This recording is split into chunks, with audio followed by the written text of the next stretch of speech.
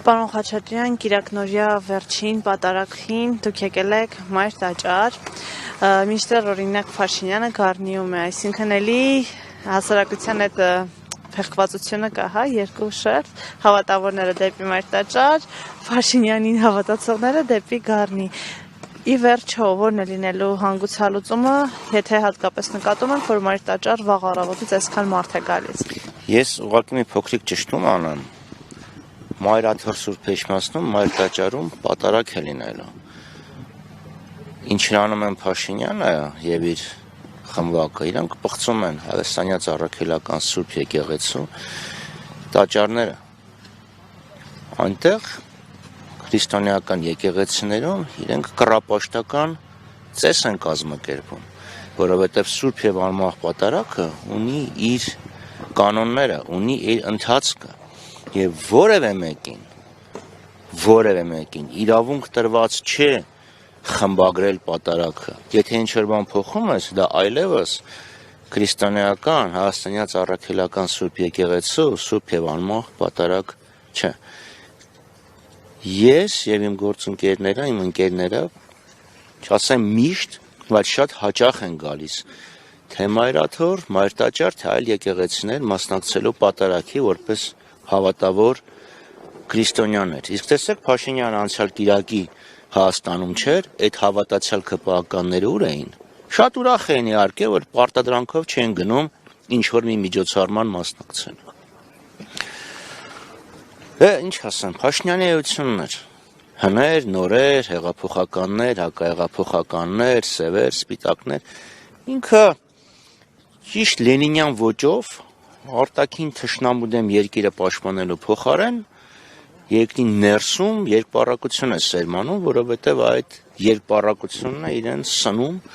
իրեն ուժ եւ էներգիա տալիս եւ իր իշխանության աղբյուրն է։ Դեկտեմբերի 18-ից հետո, պարոն Խաչատրյան, ըստ էության դեպի Մայրաթոր գալու այդ միտքը Փաշինյանի ոնց որ ավելի հետ քաշվեց, բայց հիմա էլ երեք ինքը այլ հայտարարություն է անում, ասում է, քանի որ ես գիտեմ, որ վեհապարի անունը պատարագներին լսելը հավատացյալ ժողովրդին այդքան էլ հաճելի չէ, իր խոսքով, հա, մոտավորապես սա էր, նա ասում է, որ յուրաքանչյուր պատարագի ժամանակ վեհապարի անունը լսելիս պետք է բոյկոտեն քաղաքացիները։ Ինչ եք կարծում, տենց սադիչների խումբ է, հա, ձևավորվելու։ Չեմ բացառում իհարկե, բայց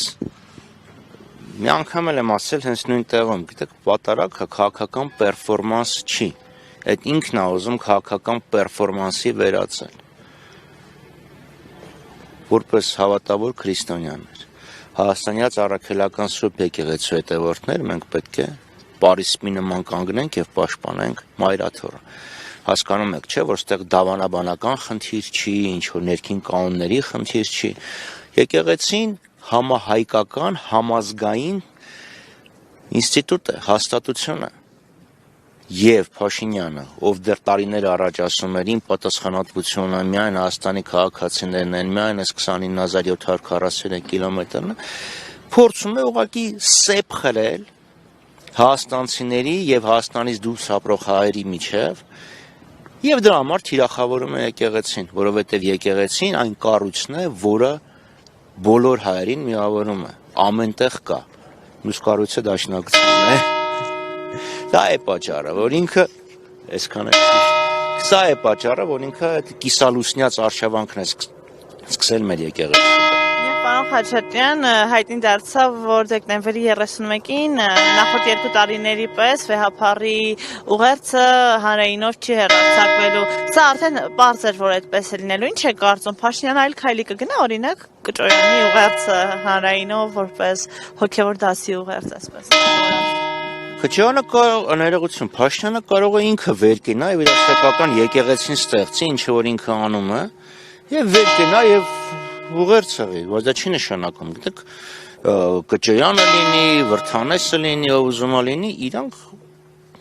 իրավունք չունեն եկեղեցիներ։ Նա Փաշինյանը ինչ ասես կարող է անի, գրիշնել աձեռը թուղթնել, բայց եկեղեցու գլուխը վեհապար հայրապետ Նորին Սորբոցություն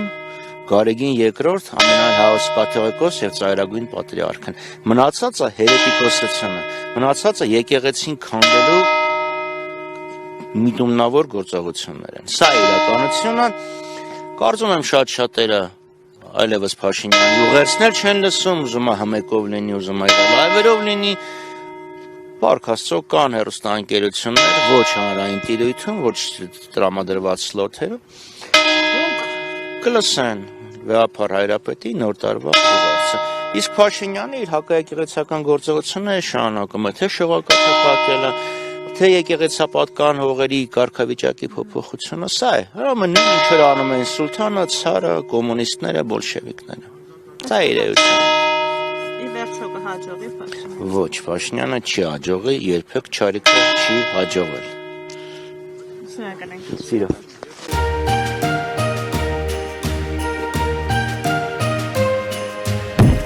Շնորհավոր ամանոր եւ Սուրբ Ծնունդ։ Սիրով, ձեր Մեդիա Hub։